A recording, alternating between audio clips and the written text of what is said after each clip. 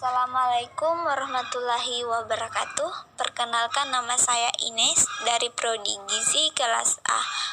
Baik, di sini saya akan menjelaskan tentang perkembangan teori atom. Nah, sebelum saya menjelaskan tentang perkembangan teori atom, saya terlebih dahulu akan menjelaskan tentang ikatan kimia. Nah, apa itu ikatan kimia?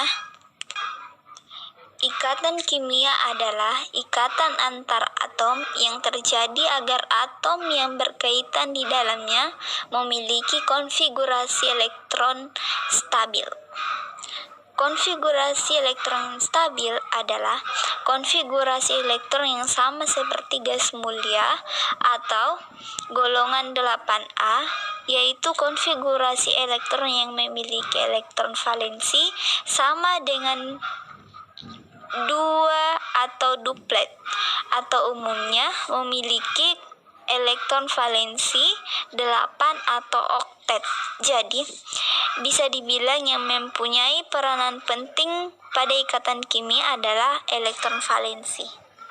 Nah, pada umumnya ikatan kimia terbagi menjadi 3 jenis, yang dimana yang pertama adalah ikatan ion atau yang biasa disebut elektrovalen. Yang kedua, ikatan kovalen, dan yang ketiga, ikatan logam. Lalu apa perbedaan dari ketiga ikatan ini? Nah, kalau ikatan ion atau elektrovalen adalah ikatan yang terjadi antara atom logam dan non-logam. Kalau ikatan kovalen terjadi antara non-logam dengan non-logam, sedangkan ikatan logam terbentuk dari atom logam dengan atom logam dan terjadi dalam satu jenis unsur logam.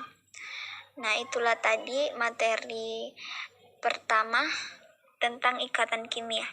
Nah, saya akan melanjutkan materi yang kedua, yaitu perkembangan teori atom. Perkembangan konsep atom-atom secara ilmiah dimulai oleh John Dalton pada tahun 1805, kemudian dilanjutkan oleh Thomson 1897, Rutherford 1911, dan disempurnakan oleh Bohr pada tahun 1914. Gambaran susunan partikel dasar dalam atom disebut model atom. Teori atom Dalton dibagi menjadi 4, yaitu yang pertama, atom merupakan bagian terkecil dari materi yang sudah tidak dapat dibagi lagi. Atom digambarkan sebagai bola pejal yang sangat kecil. Yang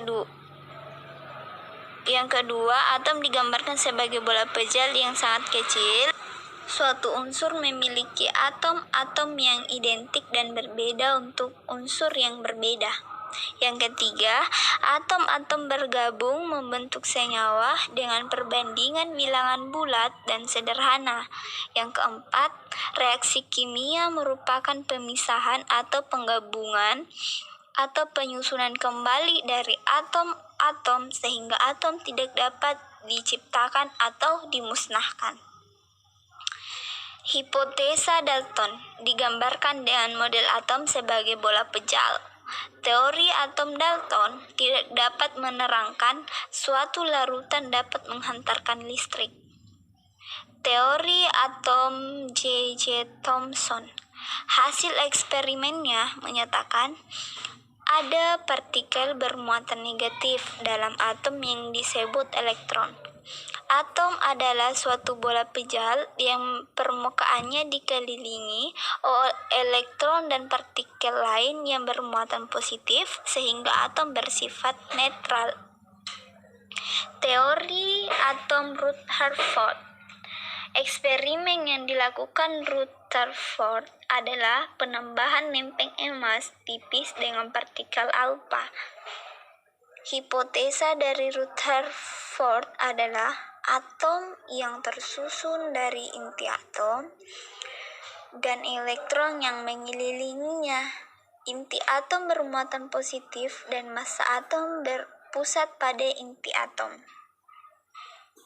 Nah, kelemahan dari Rutherford adalah tidak dapat menjelaskan mengapa elektron tidak jatuh ke dalam inti atom. Berdasarkan teori fisika, gerakan elektron mengitari inti ini disertai pemancaran energi, sehingga lama-kelamaan energi elektron akan berkurang dan lintasannya makin lama akan mendekati inti dan jatuh ke dalam.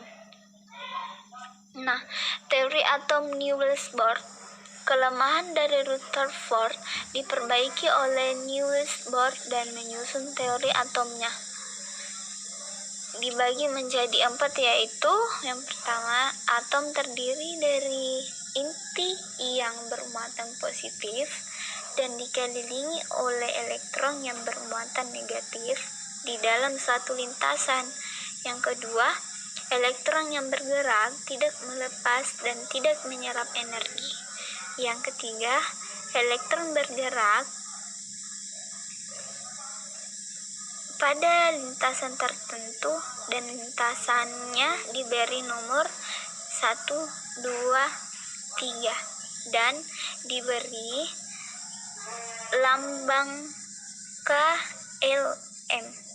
Dan yang keempat atau yang terakhir, elektron dapat berpindah dari suatu lintasan ke lintasan lain dengan cara melepas dan menyerap energi.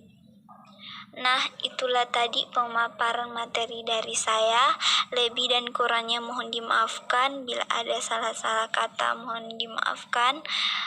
Saya akhiri, wabillahi taufik wal hidayah. Wassalamualaikum warahmatullahi wabarakatuh.